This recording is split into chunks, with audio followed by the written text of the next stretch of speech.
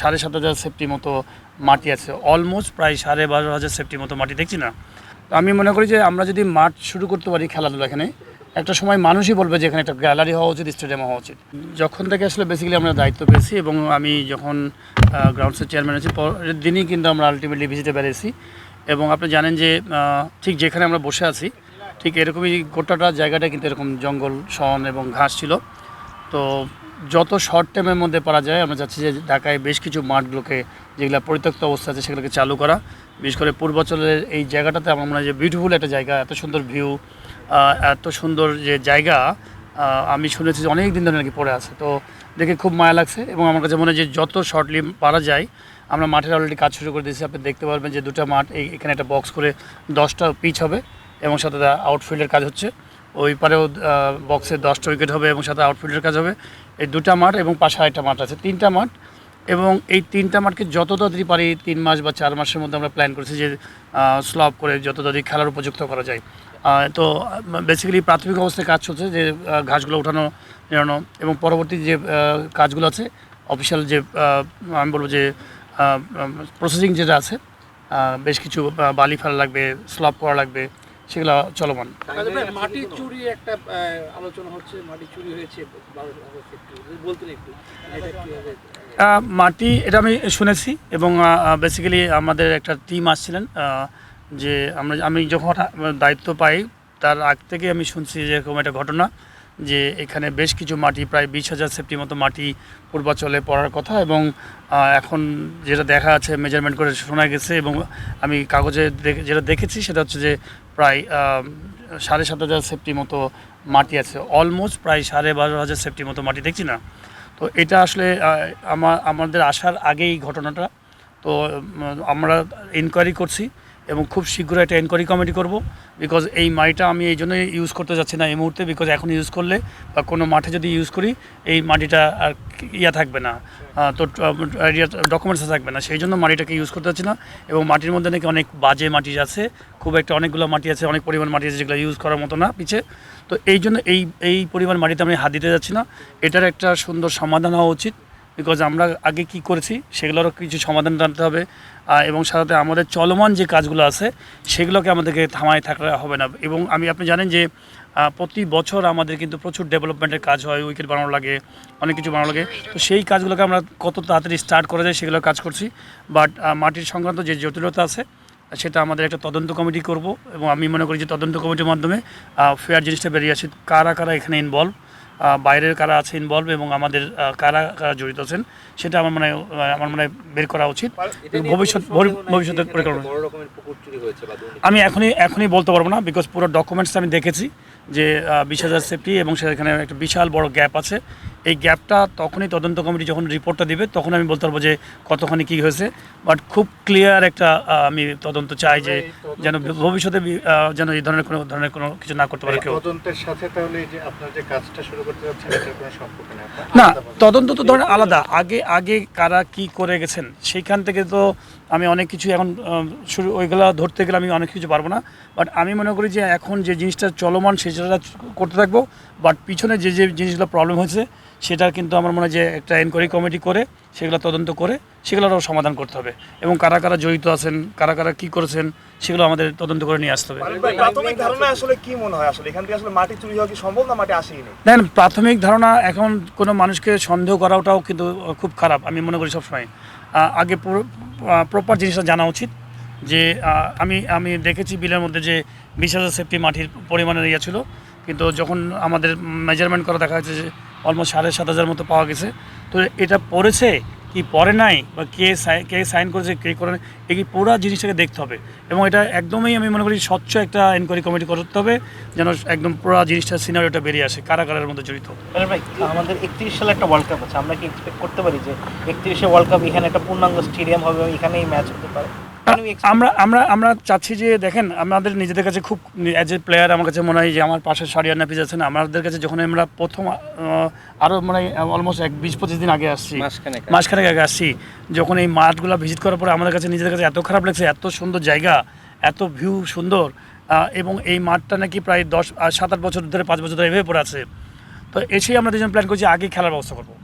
আগে এই মাঠ দুটোতে এই পুরো পূর্বাঞ্চলে যে কটা মাঠের ব্যবস্থা করা যায় এখানে 2টা প্লাস আরেকটা তিনটা মাঠে আমরা খেলা বসা শুরু করবো এবং যত শীঘ্রই পারা যায় এটা করবো।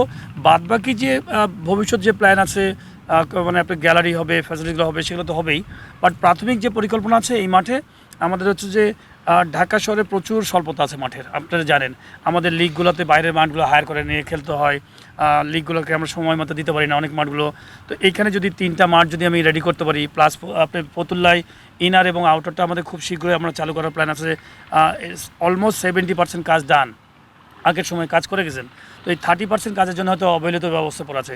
সেই 30% কাজটাকে আমরা ডান করতে চাই, করে যেন ওইখানে 2টা এখানে 3টা 5টা যদি মাঠ আমরা ঢাকা শহরে যদি দিতে পারি এবং পরে থাকা জায়গা কেন আমি ইউজ করব না, শুধুমাত্র অল্প হয়তো কিছু টাকার জন্য আপনি মাঠটা চালু করতে পারছেন না। এই মাঠগুলো চালু হলে আমার মনে হয় যে ঢাকা লিগ সহ অন্যান্য অনেক খেলাও কিন্তু আপনি কিন্তু সেই মাঠের প্রবলেমটা অনেক কিছুটা হলেও সলভ হবে। আছে কিনা আপনাদের যে আপনার এত না এর মধ্যে 1 বছর 2 বছরের মধ্যে আপনারা ফার্স্ট ডিভিশন খেলা কিংবা প্রিমিয়ার লিগ খেলাই টাইম ফ্রেম তো অবশ্যই আছে। আমরা কিন্তু আমাদের তো একটা ডিপার্টমেন্ট নিয়ে কাজ করি, আমরা কিন্তু আসছি এখানে অ্যাজ এ ডিরেক্টর, আমরা কিন্তু এখানে সারাক্ষণ আলটিমেটলি থাকা হয় না, বাট আইডিয়াগুলো শেয়ার করি। আমাদের যে ডিপার্টমেন্ট আছে গ্রাউন্ডস ডিপার্টমেন্ট, এখানে আমাদের বাতেন ভাই আছেন ম্যানেজার, তার সহকর্মী আছেন। আমরা গ্রাউন্ডস ডিপার্টমেন্টকে সুন্দরভাবে মিটিং করেছি, পরিকল্পনা দিয়েছি যে আমরা 3 থেকে 4 মাসের মধ্যে এই মাঠগুলোকে রেডি করতে চাই।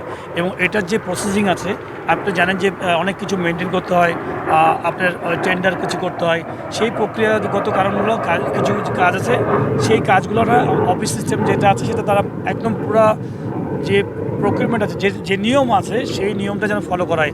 আগে কি ঘটনা ঘটেছে, 10 টাকা জিনিসকে 20 টাকা করেছে, আমরা ওইখানে যেতে চাই না।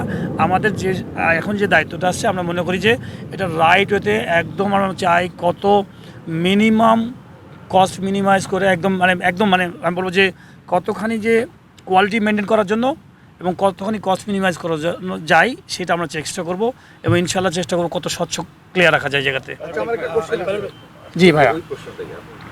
আচ্ছা, ওই যে প্রশ্নটা চলে আসছিল যে আপনি এখানে এই মাঠটা কিন্তু 2017 সালে বরাদ্দ দেওয়া হয়েছে আপনার একটা কমপ্লিট একটা স্টেডিয়ামের জন্য, তাই না, স্টেডিয়াম কমপ্লেক্সের জন্য।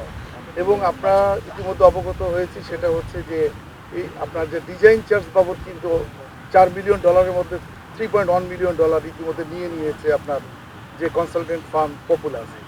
এখন একটা ইট পড়ে নেই অথচ $3.1 মিলিয়ন চলে গেছে ক্রিকেট বোর্ডের তহবিল থেকে।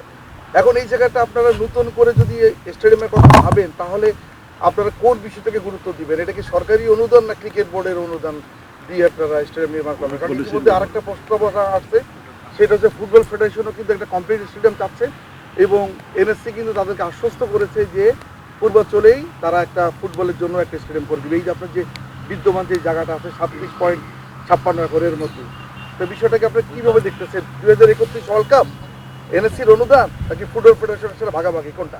শামীম ভাই খুব ভালো কোশ্চেন করেছেন আমার মানে আমার সিনিয়র ভাই। দেখেন আমি বেসিক্যালি বা আমরা গ্রাউন্ডস ডিপার্টমেন্টে আছি, তো আমার মনে হয় যে খুবই ইম্পর্টেন্ট হচ্ছে মাঠটা কী করে ডেভেলপ করা যায়।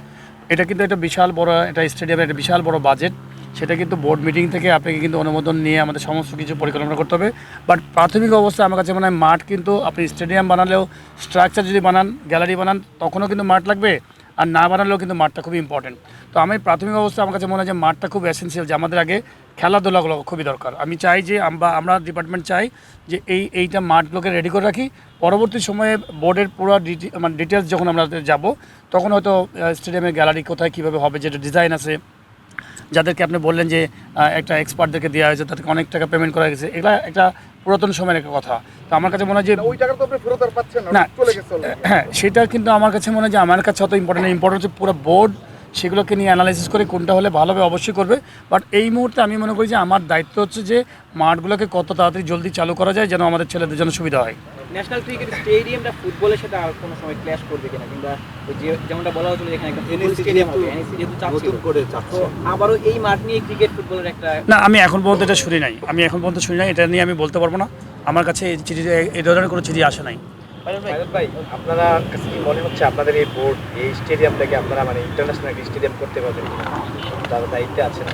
এর আগে পাপন ভাই বলছিল আসলে যে ওরা চেষ্টা করবে স্টেডিয়াম করে ফেলবে পারেন আপনাদের সময়ের মধ্যে আপনাদের যে কয়দিন আমি ছোটো ভাইকে একটা কথা বলবো, আমরা কি কখনো ভেবেছিলাম যে ওয়ার্ল্ড কাপ খেলবো?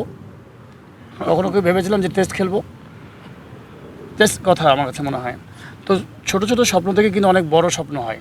তো আমি মনে করি যে আমরা যদি মাঠ শুরু করতে পারি খেলাধুলা এখানে, একটা সময় মানুষই বলবে যে এখানে একটা গ্যালারি হওয়া উচিত, স্টেডিয়াম হওয়া উচিত, ডিমান্ড করবে। এবং আমার মনে হয় যে সেই পরিকল্পনা কিন্তু ক্রিকেট বোর্ডে ছিল আগে, এবং আমার মনে হয় এখনও সেই পরিকল্পনা আছে।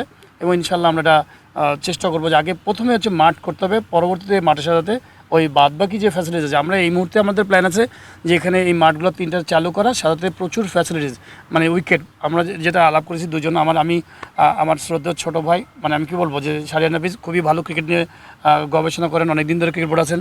আমি বলে দিই সবসময় তার সাথে আমি আলাপ আলোচনা করছি যে ক্রিকেটের উন্নয়নের জন্য আমাদের কী কী করা লাগবে। এখানে আমি মনে করি ঢাকা শহরে তেমন পকেট মাঠ নাই তেমন প্র্যাকটিস করার জন্য, ন্যাশনাল টিমের প্লেয়ার আন্ডার-19 বা যারা বিভিন্ন ক্লাবে খেলে, তো ওমেন্স উইংস, এইখানে এই 3টা মাঠের সাথে আমরা প্রচুর প্ল্যান আছে 20-25টা উইকেট বানানো, সাথে 1-2টো আলাদা করে ইনডোর বানানো, যেন সাধারণ প্লেয়াররা যেন এসে এখানে প্র্যাকটিস করতে পারে, তারা ইন্ডিভিজুয়াল ট্রেনিংগুলো করতে পারে। ইনিশিয়াল প্ল্যান, বাট পরবর্তী সময় হতে যখন ডিজাইনে যা আছে সময়ের সাথে ওই ডিজাইনটা মেনটেন করতে থাকবে, ফলো করতে থাকবে। একটা ব্যাপার যে বাংলাদেশের তদন্ত প্রক্রিয়া সাধারণত খুব ধীর গতির হয়, তো এত বড় একটা ঘটনার ক্ষেত্রে আপনারা কি মনে করবেন যে এটাকে একটু দ্রুততার সহিত করা যায় কিনা, এবং এই বিষয়ে না, সহিত এটা যেন করা হয় কিনা? ইনশাল্লাহ চেষ্টা করবো খুব শীঘ্রই। আমি অলরেডি এটা নিয়ে আমি শুনেছি, আমি বেশ কিছুদিন আগে শুনেছি, প্রায় 20-25 দিন আগে শুনেছি এই ঘটনাটা। এবং আমি চাই যে একটা আমি এই ডিপার্টমেন্টের তদন্ত কমিটির মধ্যে পার্ট থাকবো না, বিকজ যেহেতু আমার ডিপার্টমেন্টের মানুষের মধ্যে থাকতে পারে, বাইরের মানুষও থাকতে পারে, তো এই ডিপার্টমেন্টে আমি তখন তদন্ত কমিটিটা করবো, নিউট্রাল একটা তদন্ত কমিটি, যেখানে কিনা হয়তো 1-2জন আমাদের ডিরেক্টর থাকবেন, এবং বাইরের 1-2জন যারা কিনা হয়তো গোয়েন্দা সংস্থার মানুষ। আমি মানে ফিল করি যে এমন কিছু মানুষ রাখবো যে মানুষরা হয়তো এই ধরনের কাজগুলো করে অভ্যস্ত। তো 3 সদস্য বিশিষ্ট একটা কমিটি করবো, আমার প্ল্যান আছে, আমি প্রেসিডেন্ট মহোদয়কে দিব এবং এটা জানাবো যে 3 সদস্য বিশিষ্ট একটা কমিটি করে এটা একটা তদন্ত করা হোক। শুধুমাত্র এটা না, আমাদের হিস্ট্রিতে অনেক কিছু জিনিস আছে যেগুলো হয়তো আমরা চেষ্টা করবো ওগুলোকে সলভ করা, এবং পরবর্তী আমাদের যে কাজগুলো চলমান সেগুলো রেগুলার ওয়ার্ক করা। ভাই, একটা সময় ছিল বিপিএলে 8টা টিমের প্র্যাকটিসে মিরপুরে একাডেমি মাঠে হতো, আপনি তখন বোর্ডে ছিলেন না, বাইরে থেকে দেখতেন, এখন বোর্ডে আসছেন। শুনলাম মোহাম্মদপুরে একটা মাঠ নেওয়া হয়েছে 25,000 টাকা করে, মানে যে মিরপুরের উপর বিপিএলের প্রেশারটা কমানোর জন্য আপনাদের কোনো পরিকল্পনা আছে কিনা, যে সব টিম যদি মিরপুরে প্র্যাকটিস করে, সে যেহেতু রংপুরের মাঠে প্র্যাকটিস করে, আর বাকিরা কি মিরপুরেই করবে নাকি বাইরে গিয়ে করার? দেখেন এই যে দেখেন ঢাকাতে সব টিমগুলো এসে প্র্যাকটিস করার জায়গা পাচ্ছে না, তো আমরা চেষ্টা করছি সম্ভবত মিরপুরে সম্ভবত ইনডোরের আমাদের পাশে এই কী বলে যেটা একাডেমি গ্রাউন্ড, সেই গ্রাউন্ডটাকে কতক্ষণই দেওয়া যায় ফ্যাসিলিটিসটা তারা যেন ইউজ করতে পারে। বিকেএসপি অনেক আছে, আবার বসুন্ধরা যিনি টিম আছে রংপুর টিম, তারা কিন্তু বসুন্ধরাতে